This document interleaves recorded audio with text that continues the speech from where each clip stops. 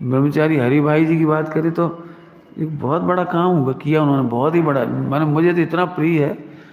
लोग यदि साहित्य नहीं समझते होंगे तो उन्हें मज़ा नहीं आएगा, लेकिन जो साहित्य समझते हैं उन्हें हरि भाई जी का नाम मील का पत्थर है। माने करोड़ों ब्रह्मचारी में से कोई एक ब्रह्मचारी ऐसा काम करता है, ये समझ लो। जो काम उन्होंने किया, मील का पत्थर। सोनगढ़ में पहले गुरुदेव श्री और बैन श्री सभी ब्रह्मचारी भाई बहनों को पुराण पढ़ने से मना करती थी। हैं पुराण, प्रथमान योग, प्रथमान योग तो सबसे सरल होता है, तो उसे पढ़ने से मना क्यों करते थे? बहन श्री खुद सुनाती थी लड़कियों को, ब्रह्मचारिणी बहनों को, ब्रह्मचारिणी बहनों को खुद सुनाती थी, लेकिन उन्हें जब तक वो 45 साल से ऊपर नहीं हो जाएं पढ़ने की छूट नहीं दे देती।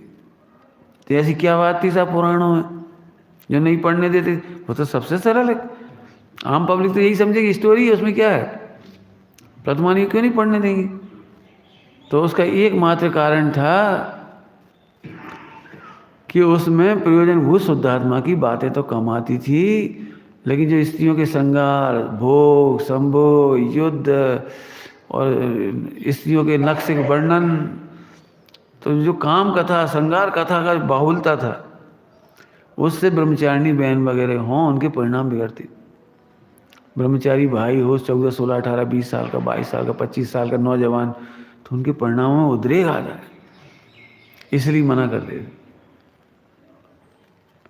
बस केवल इसलिए। और खुद सुनाते थे, खुद तो बड़े बुजुर्ग हो गई थी ना बहनश्री, तो वे सुनाती थी कहानियाँ।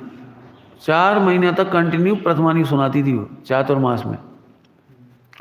चातुर्मास में रोज 1, 1.5 घंटा, 2 घंटा, 6, साढ़े 6 बजे से लेकर 8 बजे तक रात्रि में, क्योंकि चातुर्मास में जीव बहुत होते हैं तो लाइट नहीं जला सकते।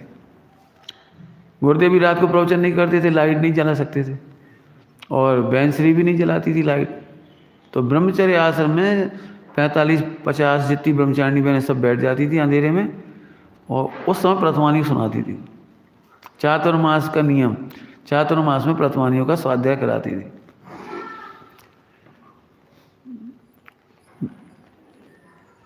ब्रह्मचारी हरि भाई जी गिरनार जी की यात्रा के लिए निकले थे। संयोग की बात देखो आप, निकले थे तो सोनगढ़ में रुक गए, रात में रुके तो माहौल देखा, एकदम खुश हो गए, तबीयत खुश हो गई देख के, अरे वाह, और रुक गए।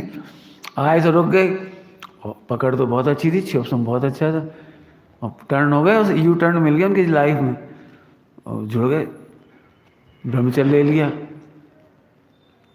बहन श्री ने उनको अपना भाई बनाया। और फिर ये चर्चा हुई प्रथमान योग संबंधी कि जी प्रथमान योग में ऐसा ऐसा काम विकार उत्पादक बहुत सामग्री होती है जिसमें सुधार होना चाहिए। बोले अच्छा। अब ब्रह्मचारी हरिभाई जी में सबसे बढ़िया फायदा हमें ये था कि उनके पास भक्ति भी थी, अद्भुत भक्ति, वैराग्य और सिद्धांत का पूरा ज्ञान द्रव्यान योग का। भक्ति, वैराग्य और सिद्धांत तीनों की त्रिवेणी थे। मैं इसलिए कह रहा हूँ करोड़ों ब्रह्मचारियों में से कोई ब्रह्मचारी में ऐसी ताकत हो। चलो ये 3 चीज़ें फिर भी कई लोगों के पास मिल जाएगी, लेकिन चौथी चीज़ और कम लोगों में मिलती है, और वो होती है लिखने की कला। जैसे मैं जानता हुआ तुम, लेकिन लिखने की कला नहीं मेरे पास। मैं सुना सकता हूँ कहानियाँ आपको प्रथमान योग की, लेकिन लिख नहीं सकता, और वो लिख सकते थे। तो उन्होंने वो काम कर डाला। आज हमारे सोनगढ़ में, जयपुर में उनका छपाया हुआ साहित्य, उनका लिखा हुआ साहित्य, लिखा हुआ खेरागढ़ से छपाया उन्होंने। खेरागढ़ में उन 2 बहनों ने भी उन्हें अपना भाई बनाया, मैना बहन वगैरह हैं, उन दोनों ने भाई बनाया, और उन्होंने एक ट्रस्ट बना करके पूरा छपाया। और वहाँ से एक प्रथमान युग, जितना प्रथमान युग है आपका, जितना, वो सब उन्होंने छोटी छोटी पतली पतली पुस्तकों में कहानियाँ बना बना करके, हनुमान जी की, रामचंद्र जी की, पूरी 24 तीर्थंकरों का एक महापुराण बना दिया, पूरा पूरा 24 तीर्थंकर का। अब आप इसे पढ़ के देखो, और उसे पढ़ के देखो जो पहले छपा था, वहाँ हर जगह तुमको काम विकार उत्पन्न होता है। लेकिन अब ये पूरा का पूरा जो प्रथमानियों का साहित्य आ गया, 24 तीर्थंकरों से लेकर चरित्र वगैरह सारे, अब इनकी छटा देखने लायक। आप बिल्कुल पढ़ते चले जाओगे, सिद्धांतों का पोषण होता जाएगा, ज्ञान वैराग का पोषण होता जाएगा, यथा योग भेद विज्ञान कराते जाएंगे। अब आपको पढ़ने में बहुत आनंद आएगा। तो ये इसलिए मैं उनकी तारीफ करता हूँ कि उन्होंने बहुत बड़ा काम किया। मैं सब सोचते थे लेकिन कर नहीं सकते थे, और वो एक अकेले ऐसे विद्वान हुए जिन्होंने किया। उन जैसी छटा फिलहाल अभी और किसी में लेखन में नहीं दिखाई देती। लिखा तो और भी है, बिमला बहन जी वगैरह ने भी लिखा है, लेकिन उतना नहीं लिख पाए, न उतना लिख पा रहे हैं। उन्होंने गजब काम किया।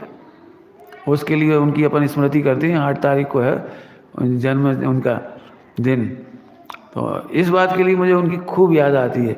फिर गुरुदेव के प्रवचन का लेखन उन्होंने किया, सुनते थे और सुंदर राइटिंग थी, सुंदर राइटिंग लिखते थे।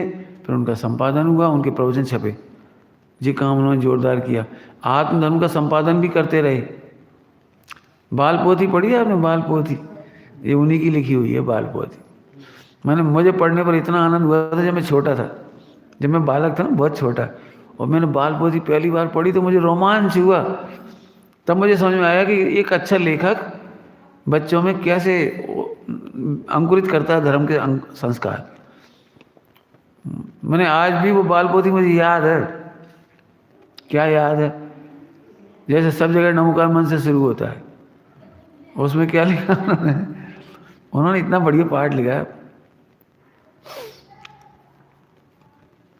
अरहंत पिताजी मेरे, जिनवाणी माता मेरी, ओ मेरे भैया अरहंत सहज होना,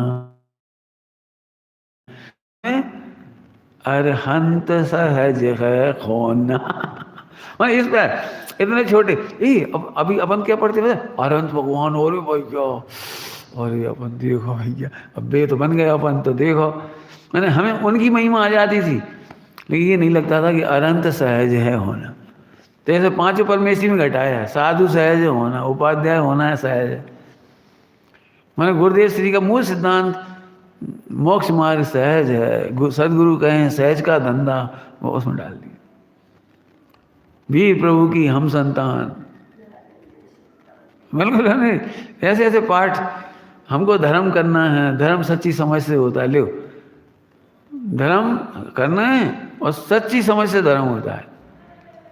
कोई कल्पना नहीं इसमें, कोई कल्पना नहीं, बस सच्ची समझ। इतने प्यारे प्यारे पाठ बाल पोथी के, मैंने वो आंखों में अभी भी पूरे पाठ झूलते ही, समझो बचपन के पढ़े हुए। कहानियाँ डाल दी कि शिकार करने गया राजा, और फिर उसने मुनिराज मिली, फिर मुनिराज से उपदेश सुना, वो रोने लगा, और फिर वो उसके परिणाम बदल गए, उसने दीक्षा ले ली और उसने तप करके तो मोक्ष चला गया।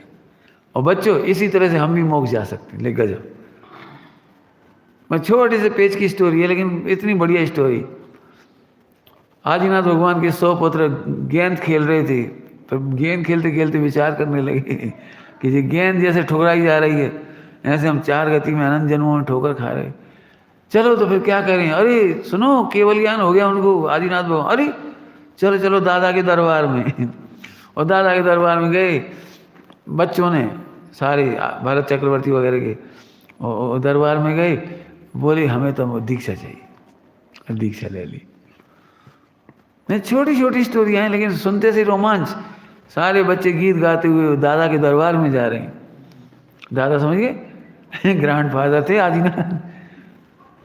मैंने तो उनके लिखे हुए साहित्य ने उन्हें अमर कर दिया, ये समझ लीजिए। गुरुदेव श्री के आखिरी समय में वो रहे पूरे टाइम। उन्होंने पर डे की डायरी लिखी, गुरुदेव के साथ रहने पर पर डे उन्होंने क्या सीखा, गुरुदेव के इशारे क्या थे, गुरुदेव की बातचीत क्या थी, गुरुदेव की चर्चा क्या थी, ये सब उन्होंने अपनी डायरी में नोट की। समाधि का जितना वर्णन उन्होंने अपनी डायरी में लिखा है, एक एक दिन का, और किसी ने नहीं लिखा।